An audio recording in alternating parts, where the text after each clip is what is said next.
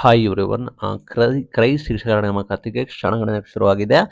ಮಾಹಿತಿ ಪ್ರಕಾರ ನಾಳೆ ಅಥವಾ ನಾಡಿದ್ದು ಇನ್ನೇನು ಕೆಲವೇ ದಿನಗಳಲ್ಲಿ ನೋಟಿಫಿಕೇಶನ್ ಕೂಡ ಆಗ್ಬೋದು, ಶೀಘ್ರದಲ್ಲೇ ಕೂಡ ಆಗ್ಬೋದು. ಬಿಕಾಸ್ ಆರ್ಥಿಕ ಇಲಾಖೆ ಅನುಮೋದನೆ ಕೊಟ್ಟಿದೆ ಅಂತ ಕೂಡ ಮಾಹಿತಿ ಬರ್ತಾ ಇದೆ.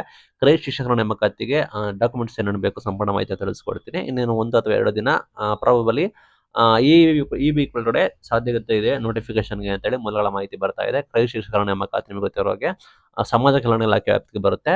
ಡಾಕ್ಯುಮೆಂಟ್ಗಳು ನಿಮಗೆ ಗೊತ್ತಿರೋ ಹಾಗೆ SLC 10th ಮಾರ್ಕ್ಸ್ ಕಾರ್ಡ್ ಕಡ್ಡಾಯವಾಗಿರಬೇಕಾಗುತ್ತೆ, 12th ಮಾರ್ಕ್ಸ್ ಕಾರ್ಡ್ ಕಡ್ಡಾಯವಾಗಿರಬೇಕಾಗುತ್ತೆ, ಡಿಗ್ರಿ ಮಾರ್ಕ್ಸ್ ಕಾರ್ಡ್ ಇಲ್ಲ ಸೆಮಿಸ್ಟರ್ ಕಡ್ಡಾಯವಾಗಿರಬೇಕಾಗುತ್ತೆ, ಡಿಗ್ರಿ ಸರ್ಟಿಫಿಕೇಟ್ ಅಥವಾ ಪ್ರೊವಿಷನಲ್ ಡಿಗ್ರಿ ಸರ್ಟಿಫಿಕೇಟ್ ಅಪ್ಲಿಕೇಬಲ್ ಇರುತ್ತೆ.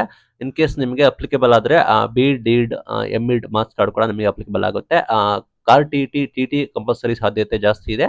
ಅದನ್ನು ಕೂಡ TT ಕಂಪಲ್ಸರಿ ಅಥವಾ TT ಸರ್ಟಿಫಿಕೇಟ್ ಬಗ್ಗೆ ಘೋಷಣೆ ಮಾಡ್ತಾರಾ ಅಂತ ಹೇಳಿ ನಿಮಗೆ ಸರಿಯಾದ ಮಾಹಿತಿ ಗೊತ್ತಾಗುತ್ತೆ. ಇನ್ ಕೇಸ್ PG ಕೆಲವರು ಇದ್ರೆ ಎಲಿಜಿಬಲ್ ಇದ್ರೆ ಲೈಕ್ PG ಲೆವೆಲ್ ಪರ್ಸನ್ಸ್ ಕೂಡ ಇದ್ರೆ ಅದನ್ನು ಕೂಡ ನಿಮಗೆ ಕನ್ಸಿಡರ್ ಆಗ್ಬೋದು. ಲೈಕ್ ಇದು ಪ್ರಾಬಲಿ ಕ್ರೈಸ್ ಇರೋ ಕಾರಣ PGದು ವ್ಯಾಲಿಡ್ ಇಲ್ಲ ಅನ್ಕೋತೀನಿ. ಲೈಕ್ PGನ ಸದ್ಯಕ್ಕೆ ವ್ಯಾಲಿಡ್ ಇಲ್ಲ.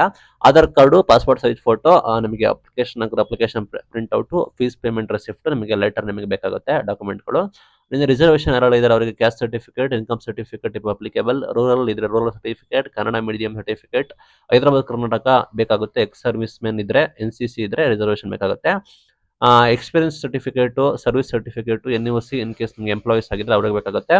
ಐಡೆಂಟಿಟಿ ಪ್ರೂಫ್ ನಮಗೆ Aadhaar card, voter ID, driving licence, PAN card ಇದರಲ್ಲಿ ಯಾವ್ದಾದ್ರು ಒಂದು ಇರಬೇಕಾಗುತ್ತೆ. ಮೇನ್ ಥಿಂಗ್ ಒರಿಜಿನಲ್ ಡಾಕ್ಯುಮೆಂಟ್ ಬೇಕಾಗುತ್ತೆ. 2-3 set self attested photo copies ಕೂಡ ಇರುತ್ತೆ. ಸ್ಕ್ಯಾನರ್ಡ್ PDF ಕೂಡ ಇರುತ್ತೆ. ಇನ್ನು ಕ್ರೈ ಶಿಕ್ಷಕರ ನೇಮಕಾತಿಗೆ ಎಲಿಜಿಬಿಲಿಟಿ ಕೂಡ ಹೆಂಗೆ BEd ಅವರು ಕೂಡ ಎಲಿಜಿಬಲ್ ಆಗ್ತಾರಾ, TET ಕಂಪಲ್ಸರಿನಾ ಅಂತ ಕೇಳ್ತಾ ಇದ್ದೀರಾ. ಪ್ರಾಬಬ್ಲಿ TT ಕಂಪಲ್ಸರಿ ಅಂತ ಹೇಳ್ತಾ ಇದ್ದಾರೆ, ಕ್ಲಾರಿಟಿ ಕೂಡ ಇಲ್ಲ. ಡಾಕ್ಯುಮೆಂಟ್ಗಳನ್ನ ನಿಮಗೆ ಏನು ಎಲಿಜಿಬಿಲಿಟಿ, ಮೂಲ ಎಲಿಜಿಬಿಲಿಟಿ ಅದನ್ನೆಲ್ಲ ಕ್ಲಾರಿಫೈ ಮಾಡ್ತಾರೆ. ಬಟ್ ನೋಟಿಫಿಕೇಶನ್ಗೆ ಕ್ಷಣಗಣನೆ ಕೂಡ ಶುರುವಾಗಿದೆ. ನಾನು ಹೇಳಿರೋ ಮೂಲ ಡಾಕ್ಯುಮೆಂಟ್ಗಳು ಬೇಕಾಗುತ್ತೆ. ಇದು ವೆರಿ ವೆರಿ ಇಂಪಾರ್ಟೆಂಟ್. ಅದನ್ನ ನೀವು ತಯಾರಿ ಮಾಡ್ಕೊಳ್ಳಿ. ಇದೇ ರೀತಿ ರೆಗ್ಯುಲರ್ ಅಪ್ಡೇಟ್ಗೆ ನಮ್ಮ ಚಾನಲ್ನ ಸಬ್ಸ್ಕ್ರೈಬ್ ಆಗಿ. Thank you.